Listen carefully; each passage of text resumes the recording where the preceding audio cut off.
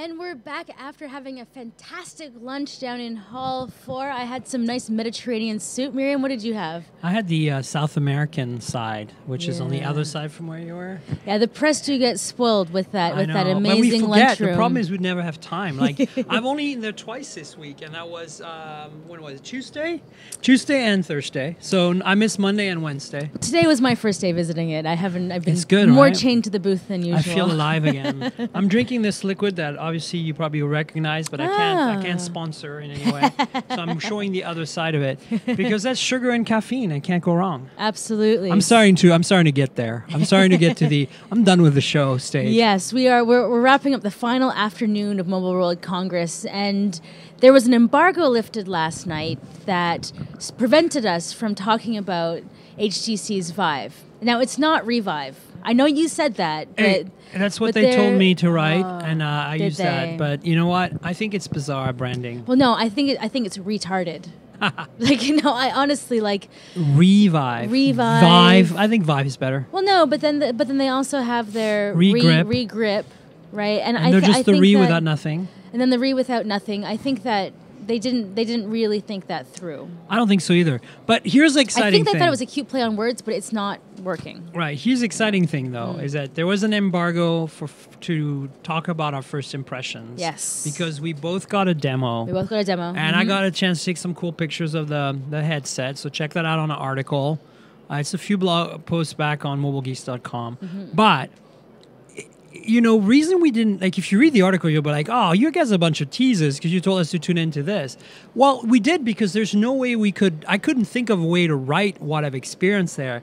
It blew my mind. Yeah, absolutely. And I figured we could just debate and discuss and just, go on and on about what we liked, what we didn't like, how it worked. Here, verbally, it's so much faster. Let's explain how it works. So there's two laser boxes that you mount inside of your living room. I'm not even sure if that's going to be on the final version. Is that they say that they're going to have a sensor hub. A sensor hub that you're going to install in your house somewhere. You install in your house, and then not two. I think right now they're doing two. I think it's like a spinny laser, basically. It creates. You can't see it because it's infrared, but it creates a grid, an array. On you and the wall, the surfaces of the wall, the floor. So then the demo that we did, it had to be wired because it's Mobile World Congress, and it would have been impossible to have the wireless signal work. But I think also that they said something about the room size. I think you need a minimum by 15 feet by 15 feet, and so this was a room that's bigger than this studio. So that does require a bit of a room. Like my house, the biggest room is 12 by 12, so that's not going to work. Yeah. But the final version will also be wired. The headset won't be wired. Yeah, but not the controllers. Right. So it is like a PC experience. So this is not a smartphone related venture. And I think that's what a lot of people kind of got confused of a little bit when they first launched it at their session. It was like, is the processing happening on the headset or is the processing happening somewhere else? Right. And Valve was even a little ambiguous about that. Right. When the launch initially happened. It's clearly on a PC though. It's clear. Well, but it wasn't clear then. Yeah. So we're reporting what we saw. So it was laser scan, like laser, spinning lasers. To create a grid. Yeah. And then you had a PC hooked up via HDMI, or maybe two HDMI ports, I don't remember, to each screen or somehow to the screens. There's two screens. And they're 1200 by 1080p. So that's the highest res VR headset ever made so far. And it's got a frame rate of 90. 90 hertz. Yeah. Which is good. Amazing. Yeah. And that's one of the reasons it was so mind-blowing to me anyway. When you look at white at low refresh rate, like a white surface, everything just flickers. And with this, there's absolutely zero. I never observed any flicker of any kind anywhere. Maybe that's where I went wrong. So they gave us a bunch of demos, right. And I think maybe that's the thing that I wasn't focusing on correctly on the demo where they're like, look at the tiny town, right? And actually, you're right. And I didn't pick up on that in that demo, that there was so much white and none of it was flickering. And all I could think of is the tiny town is blurry. The tiny town is blurry. That's because it's far away. Well, and then you go up to the tiny town, and then I'm just like, and there was so much white, and I felt like, and that was the weakest demo of them all, right? So I didn't actually see that one. Oh, okay. So I'm only talking about the crappiest because they weren't able to give you got the full length demo. I got the partial demo. There's 2 different rooms, and they got to the point where they ran out of time scheduling people. Oh wow! And they're starting to fast track us. The end because of this embargo at 7 p.m. Then they probably dropped the crappy one. Good. But okay, what was your favorite demo?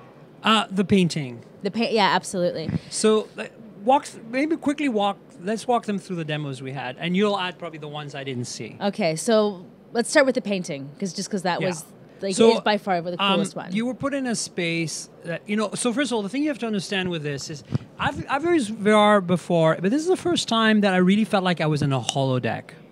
Absolutely. Because most of the time when I've used VR, like I've used the Gear VR and Oculus Rift, a lot of it was focused on sitting down and playing a game or like this was really standing, and you could walk. There was enough room for you to walk. And the controllers let you act on your environment. Like if you wanted to open a drawer, you could open a drawer by using the controller. Actually, let's explain how they make you comfortable with the VR headset in the beginning. That was really cool, actually. So in the very beginning, you have the headset on. You have the 2 controllers that you can circularly kind of like select different things and then press to select. So you have 2 in your hand, and then they set up a grid where they're like, these are the walls, and you see a grid system around you. It's like a holodeck. You know the empty holodeck in Star Wars? And Star Trek. Yeah, that's how it starts out. Yeah. And that's really cool because you get acclimatized to your environment really rapidly. And they show you this grid that delimits the room. So if you start physically walking towards a wall in this room, it'll tell you to stop. Yeah. It'll say like, the grid will come up. This is as far as you can go now. The grid will come up and you're like, oh, okay, that's the wall. It just reminds you that in the real world, you're going to hit a wall if you keep going. Yeah, so I actually played around a little bit with that, and he was like, ho, ho, ho, ho, because I was like, how quickly will the grid come up? Which was a pretty dangerous game to play. You're going to headbutt yourself. And walk right into a wall. Yeah. But the grid reacted really quickly. Yeah, it's very good. Actually, so I was like, oh, okay. And so just to give you an example, the controller feels like the nunchuck of on the Wii, like the secondary Wii. Yes. It's like, think of a ski pole, what you cut the pole off, kind of how it feels. And then there's a D-pad, it's not a D-pad, it's a trackpad. Like, so it's capacitive touch, circular pad that reacts to your thumb and can click. And then there's a trigger button here that you can pull, and then your entire grip can be squeezed as well. So that's the inputs to it. And of course, they have motion tracking like they have on the headset. So they know exactly where your face is looking down to. What it was like 1 degree, which is really amazing. They can track the position and the angle of these 2 controllers. So it gives you incredible accuracy. As again, best example is if you want to like pick up something or click on or like grab a drawer. There was one demo that I don't know if you saw that demo. The robot like demo. In a kitchen. Oh no! The robot demo. That was very cool. And you could grab and all you have to do is click on on either of the trigger or the other one and pull. But anyway, let's go back to the paint demo, because I think that was the coolest one. So that was the coolest. It kind of put you in this kind of dark holodeck room. Yeah, like exactly a dark holodeck, and then you could select what type of paintbrush you had. And what so the on one hand, you were holding a palette.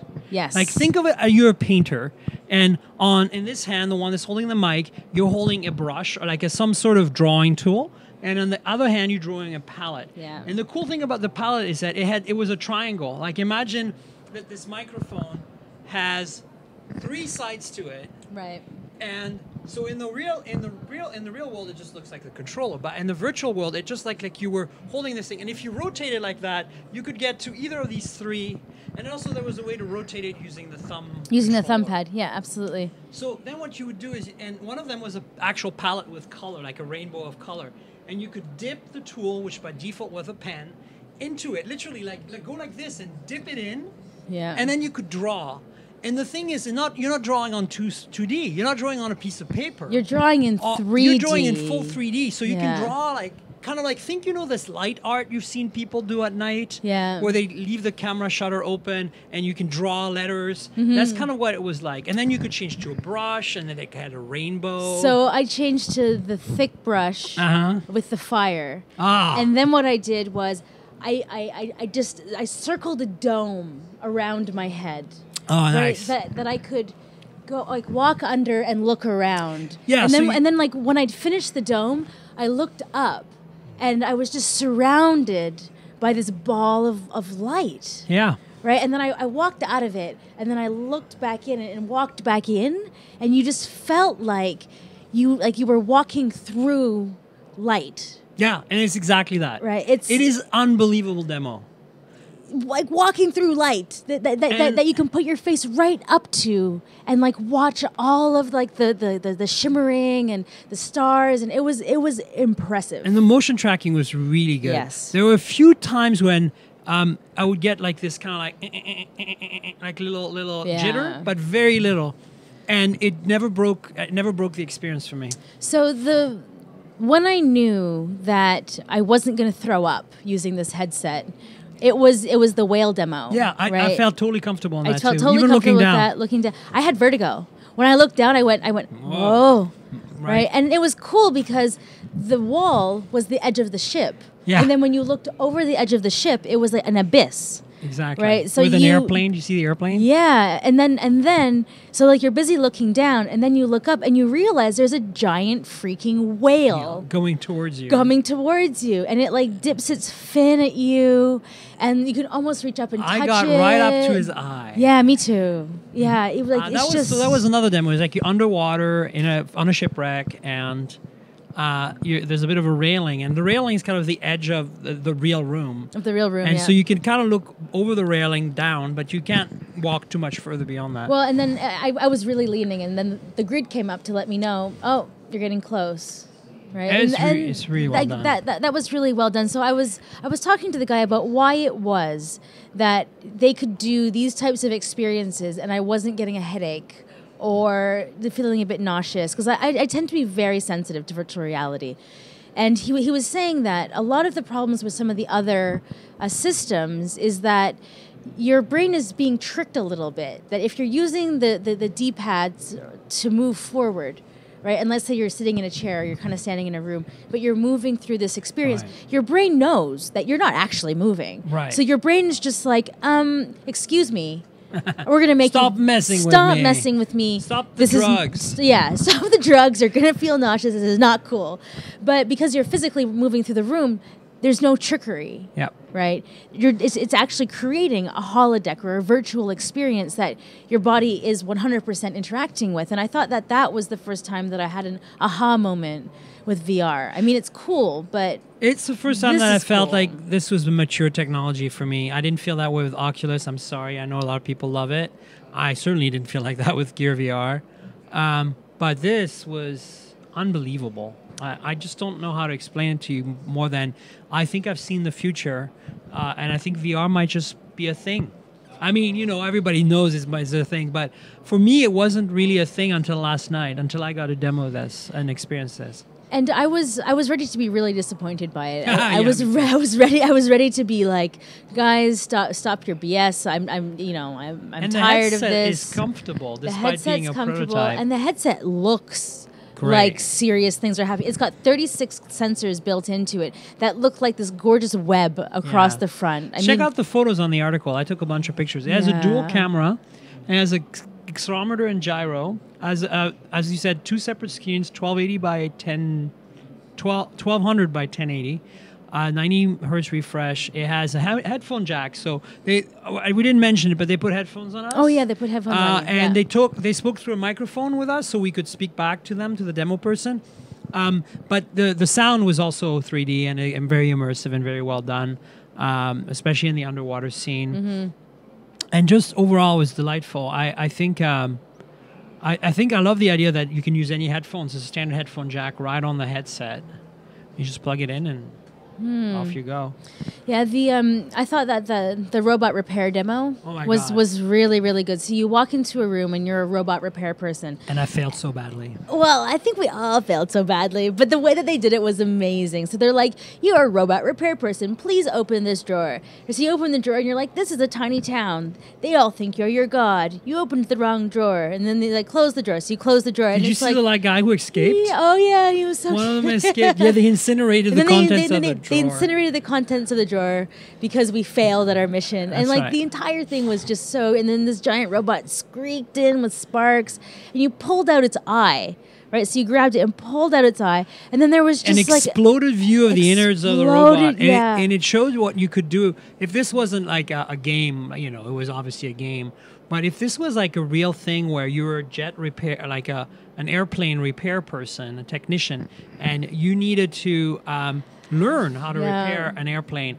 this would let you manipulate the jet engine with your hands such that when you get back to the real thing, you're not going to be able to lift it with your hands, but at least you'll know where the parts are because you've taken it apart basically in a virtual way. Yeah. And like down to the screws, that was the thing I was amazed. The detail was just unfreaking believable. I was like, I can see the thread of the screw that's going to go into that hole. I was just like, wow. And then when you fail at your mission of repairing the guy and like all the parts fall to the floor. Everything falls to the floor. And it's loud and I was like, oh no, what did I did wrong? And then the floor drops out. Yes, the floor drops out from underneath you. To get rid of the parts. And like right close to where your feet are, the floor actually drops away. Yeah. I stepped back. Yeah, me too. Yeah. Okay. That wasn't just me. I thought. And then they reconfigure the room, and you're in this giant hangar. And I looked around me because the level of detail of everything was just like I couldn't absorb it all. You know how when you play a video game, if it's like a really twitchy video game, and you can't. If you ever pause the game and you look, you go like, oh, I never noticed that over here because you're always focused on like surviving. And it's even on slower games, the ones that have a lot of detail, you don't even notice how much detail they're there. And this was like that. I didn't even know where to look. There was so much information being thrown at me, not in a painful I'm overwhelmed way, but more like this feels real. Like I want to see this again so I can absorb all of it again. Yeah, I mean, I was really impressed by the overall detail on the large scale. But when I started to try to really look at the details, it's true. The screw had threads. Which was amazing. Which was amazing. But I felt like everything needed to be crisped up just a little bit more. You can still see the pixels. That's the one thing that bugged me. Yeah, you can. Like it needed to just be a little. But it's a developer. It's a developer edition. At one point, I forced myself to focus on the actual display, on the pixels, and I was like, I can see the pixels. But I mean, it's still much better. Like you can so much more see the pixels on Oculus or on Gear VR. You can, absolutely. So this is way better. This is way better. I mean, and it's to the point now where I'm starting to think, what do I want to see done with it? Right? Yeah. And before I was like, yeah.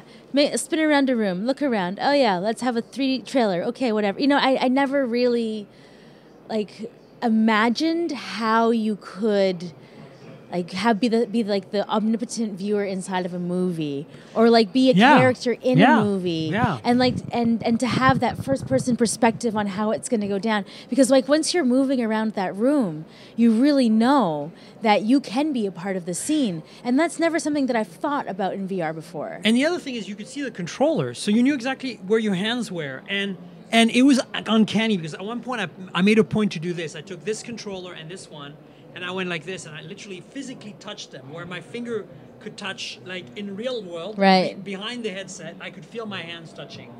And on the screen, I could see my controllers touching perfectly, exactly like I'd expected to. Wow. And that to me was this feedback that was there was no error there. There was the angle was right, the position was right. I couldn't see my own hands, but I could really exactly knew that the motion tracking was spot on this thing. It really was. I mean, when I went to grab the drawer, I just grabbed the drawer. I didn't have to I wasn't off by half an inch like I've been on some other VR system. Yeah. I was boom, there it is. Pull the drawer and it opens.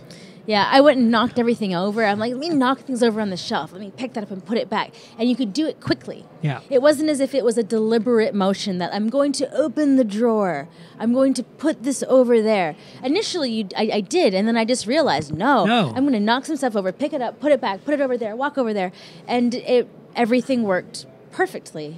I was jaw-dropped. It changes everything. I mean, I can imagine a world where they put a 360-degree camera on a Formula One car and race, and maybe on top of the person's helmet or something, or close to their eyesight, and just race, do a race, and where you now get to be a passenger, like a driver, basically. Yeah, absolutely. And of course, you're just a spectator because it's like a movie, but that's the nice thing about this. It's so good that not only is it going to allow us to have these immersive 360-degree movie experiences, but we'll be able to manipulate the movie in a way, right? Because obviously if it's computer-generated, instead of now doing a 360-degree film of an F1 race, you generate the F1 race using the highest level graphics you can, like, Gran Turismo. Oh, yeah. Now, all of a sudden, you Gran Turismo... And, what I'm saying is basically, it's a long way of saying, I can't wait for Gran Turismo VR after seeing this. Because it'll be the most immersive car racing you'll ever do in your life. It'll be so real. Does Steam has racing games? Is that a Steam VR? Steam? No, I mean like Steam, like Valve. Steam. Valve probably has a racing game. Yeah, I'm not super up on that, but yeah, that you're right. That would be amazing. Because the first question was like Half-Life, Dota. Everyone was asking. Yeah. That would break the internet. No, I mean it was really remarkable.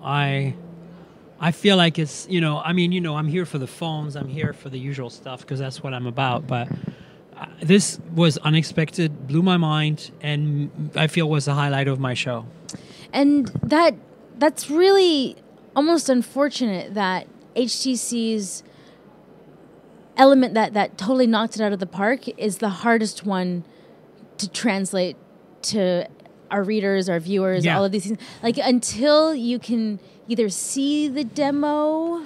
Yeah, so that's the thing. First of all, they didn't let us take cameras and film the video. Yeah. Or video or anything, other than take still shots of a non-plugged-in headset, which you see on the site.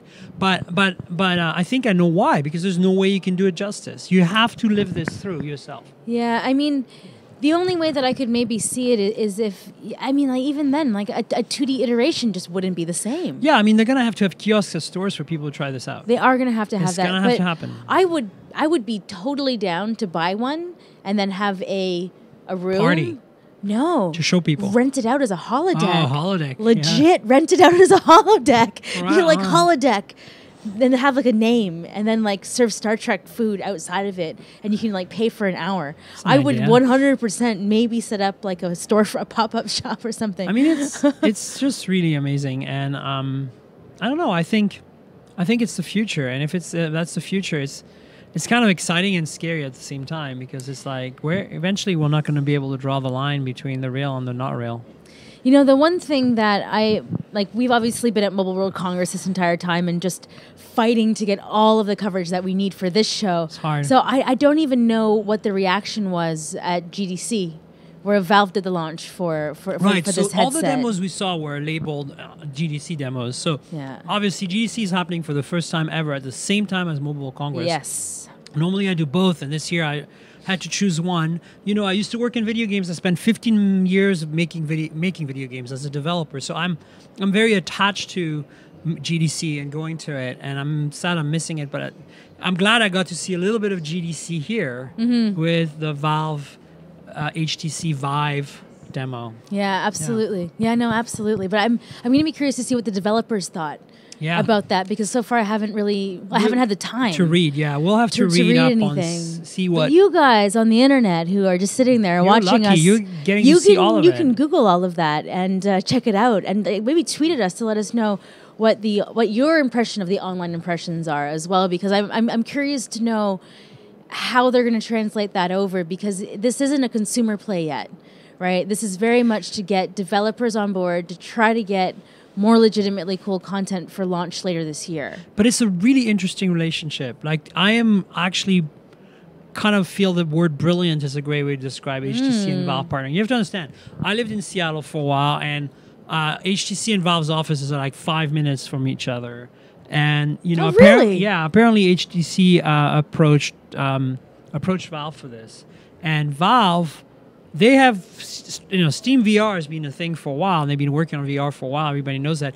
But for them to go mass market, they need a partner to manufacture, design, and build the headset in a kind of mass-produced way. And so this is a perfect thing, because HTC obviously can't sustain its phone business long-term, right? I mean, they can. I'm sure. I wish them all the luck. I love their devices. That's not what I'm trying to say. But I think we all know that it's an end game to try to beat each other at the smartphone game. You need to have other things. That's why wearables. That's why the camera. That's why all these things. But VR is really a major milestone, along with wearables, into the future of tech.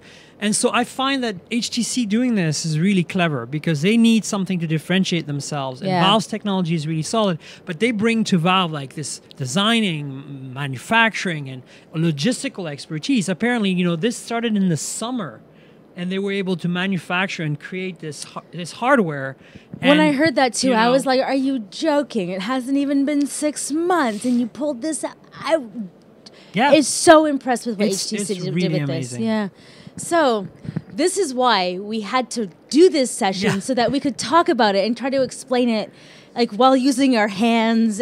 We squeezed it in here. Like, we're like, how do we do this? Me and Nicole. Yeah, I don't think I can write it up, because I don't know what. Like, I mean, because I got this would be a 5,000 word article if I'd written it up. It would be a 5,000 word article, and I don't even know if my words would have really made sense. Because it's just one of those things that it's hard to believe that you're so positive about something when you have no idea. Yeah. Right. All right. So that was our little HTC Vive. We have so many more interesting interviews this afternoon, and we'll be right back with another one. Cheers.